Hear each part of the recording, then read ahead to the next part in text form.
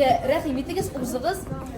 Бүген безнең интерактив музей ачылу тантанасы һәм бу гади генә музей түгел. Монда без бүген мастер-класс үткәрәбез. Мәсәлән, бүген була безнең Гөбәдия мастер-классы. Иң беренче бит инде без менә бөтен булган ризыкларыбызны Гөбәдия пешерә торган әзерләп куярга тиешбез. Sizlar әйтегез әле Гөбәдия пешерә беләсезме? Bugün как раз Irana biz Gıbadiye pişirirken Allah bilse. Siz Гөбәдия пешерә беләсезме? Білем. Мен ауылда үйренген едім Дәуаниден. Білмей ол, білмей. Ну ничего, научится, Гүлчачак у нас научится. Пока еще молодая. Кунаклар эшкә әзер. Аллаху акбар. Аллаху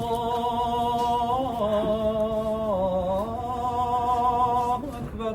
Хөрмәтле кунаклар, кызлар, менә шундый кечкенә таба бар бит безнең 500 граммлы таба. Менә шул табага сыерлык иттереп без үзебезнең камырыбызны җәяргә тиеш, яме? Менә шундый булырга тиеш. Түгәрәккә, яме?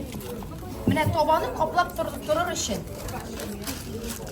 Кунаклар, дөнья ярмасын бик күп салмагыз, яме, монда әз генә булсын. Әйе. Безнең Гөбәдия пешерү өчен ингредиентлар.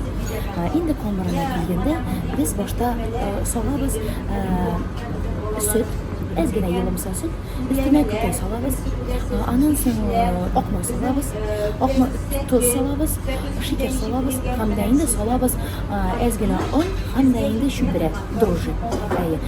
Бұл вакытыбыз бит инде сезнең шундый менә йомшак кына камыр килеп чыгарга. Ничек сезнең кәефләрегез ошыймы сезгә? Ошыймы? Менә бит ничек яхшы иттереп, бит тәмле иттереп пешерәбез. Сейчас мы еще яйца кладем, потом сливочное масло, это все заливаем, потом только раскатываем тесто. Хөрмәтле кунаклар, безнең инде Гөбәдия безнең капкачы менә шундый рәвештә булырга тиеш, һәм дә инде уртасында бармак белән машина тишеп куябыз. Eş kıza. Эш кызганнан кызамында, дуслар.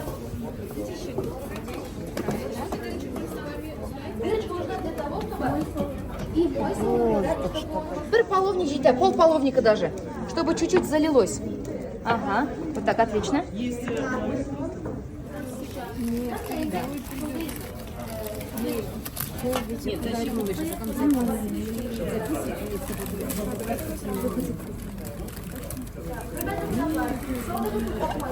Әне кондитер булгач, әгәр дә мин хәзер Гөбәдияне матур итеп ясамам икән, миңа беренчеләп эфирга чыккан өчен эләгәчә.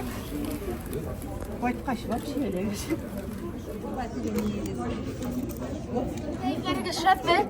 Килеп чыктымы сезнең Гөбәдиягез?